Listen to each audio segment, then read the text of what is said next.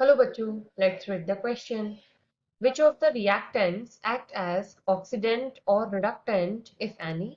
यहाँ पर हमें रिएक्शन दिया हुआ है 2I negative plus H2O2 giving rise to 2OH negative plus I2। इस क्वेश्चन में यहाँ से हमारा की कंसेप्ट क्या कहता है कि हमें यहाँ पर आज बात करनी है ऑक्सीडेंट और रिडक्टेंट।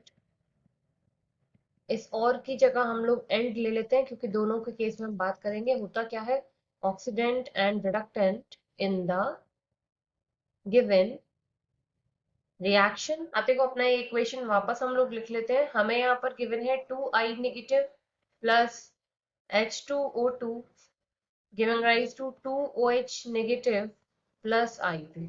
तो हम लोग क्या करते हैं हाफ हाफ रिएक्शंस लेकर चलते जाते हैं। तो हमने यहाँ पर लिया सबसे पहले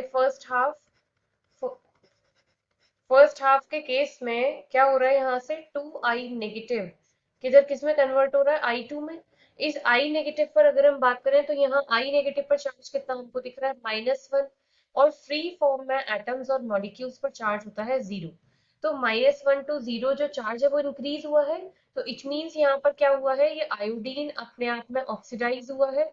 और जब ये ऑक्सीडाइज हुआ है तो ये कैसा बिहेव कर रहा है एज अ कंडक्टेंट।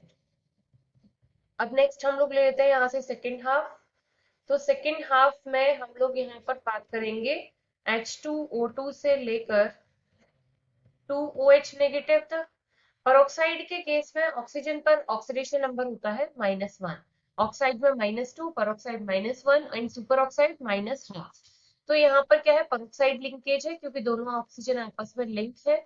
तो -1 वैलेंसी शो करेगा। और हाइड्रोक्साइड के केस में इसकी वैलेंसी कितनी होती है -2। तो -1 से -2 जाने में चार्ज और ज्यादा रिड्यूस मतलब कम हो गया। तो इसका मतलब ये ऑक्सीजन यहाँ पर रिड्यूस हुआ। तो ये किसकी तरह बिहेव करेगा as a oxidant. I hope you understood well. Thank you.